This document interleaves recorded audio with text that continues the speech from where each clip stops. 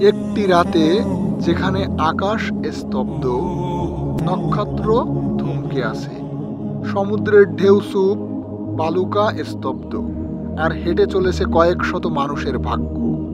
তাদের হাতে অস্ত্র, মুখে আস্থা, হৃদয়ে এক অদম্য ইচ্ছা।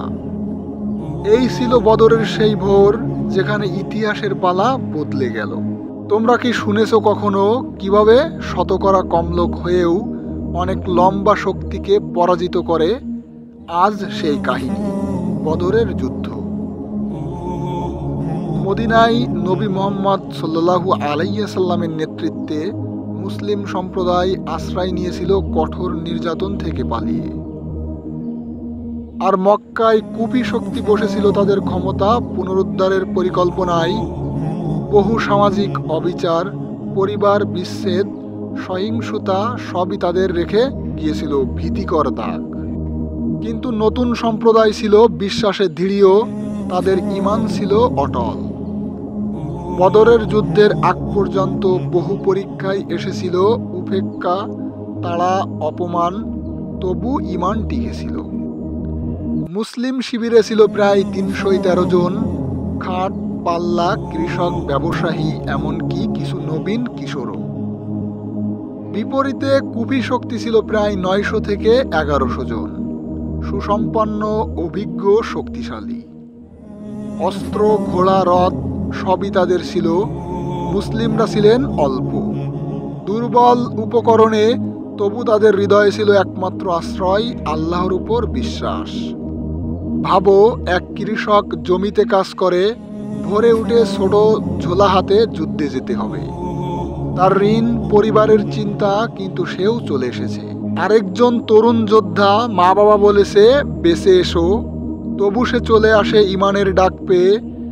এই মানুষগুলোর ভয়, ভালোবাসা, প্রত্যাশা সব মিশে আছে বদরের বায়ুমণ্ডলে। নবীজি সাল্লাল্লাহু আলাইহি সাল্লামের ভাষা ছিল সুস্পষ্ট, আমরা লড়ব ঈমানের জন্য, ন্যায়ের জন্য। প্রস্তুতি করো, কিন্তু আস্থা রাখো একমাত্র আল্লাহর উপর। যুদ্ধ কৌশলে নবী তাদের একটা বিশেষ শিক্ষা দিয়েছিলেন, ধৈর্য, একতা এবং সম্মিলিত মোকাবেলা। রাত নেমে এলো, সবাই চকচকে না হলেও মননে আলোর ঝলক। কেউ দুনিয়ার সম্পদের কথা ভাবছে না, কেউ ভাবছে না নিজের জীবন নিয়ে। তারা ভাবছে একটাই, আমরা সঠিক পথে আছি। সেই রাতে প্রত্যেক প্রার্থনা ছিল গভীর, প্রত্যেক মহল্লা ভরা ছিল স্থবর দ্বারা, মনে মনে প্রার্থনা, হে আল্লাহ, আমাদের সহায় হও। ভোরের প্রথম আলো ফুটতেই লড়াই শুরু, মাটির গন্ধ, ধুলোর কণায় মিলছে রক্তের স্বাদ। মুসলিমরা একযোগে দাঁড়ায়, হাতে অপূর্ণ অস্ত্র, কিন্তু চোখে অটল ইচ্ছাশক্তি। কুফিরা প্রথমে শঙ্কায় এগিয়ে গেলেও মুসলিমদের মানসিক শক্তি ছিল ভিন্ন। তারা লড়ল একে এক জালে, ছোট দলভাগে, যেখানে সাহস, শৈলী ছিল অপরিসীম। এক সিদ্ধান্ত মোড় কিভাবে ইসলামের সৈন্যরা সঠিক সময় একসাথে আক্রমণ করল, কৌশলে পথ ধরে কুফিদের বিভক্ত করল। আরিচার মতো জায়গায় ছোট আক্রমণ, দ্রুত প্রত্যাহার। এই ধরনের কৌশল কুফিদের বিহ্বল করে দিল। নবী সাল্লাল্লাহু আলাইহি সাল্লামের নেতৃত্বে সেখানে লেবেল দিয়েছিল, সেনা ছিল এক মনে, এক লক্ষ্যই। কালো দিনের শুরু ছিল কুফিদের জন্য।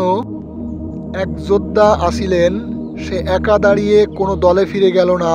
সে দেখল তার পাশে একজন গেঞ্জি ছাড়া শিশুও আছে, সে তাকে বাঁচালো। এই ছোট্ট ছোট্ট মর্মস্পর্শী ঘটনা বদরকে শুধু জয়ের যুদ্ধে পরিণত করে না, তা করে মানবিকতার একটা বড় দৃষ্টান্ত। শেষে যখন কুফিরা পরাজিত হতে শুরু করলো, তখন সূর্য উঁকি দিল আর অস্বস্ত চিত্রে পিছিয়ে গেল। ৩১৩ জন মুসলিম তারা জয় করল না, শুধু সামরিক জয় নয়, এটা ছিল ঈমানের জয়।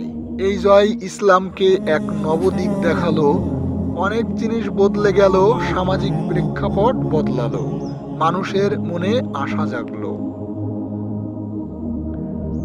বদরের গল্প শেখায় সংখ্যা সবসময় জয় নির্ধারণ করে না, ঈমান, ঐক্য, কৌশল এবং ন্যায়ের জন্য আত্মত্যাগ এগুলোই প্রকৃত শক্তি।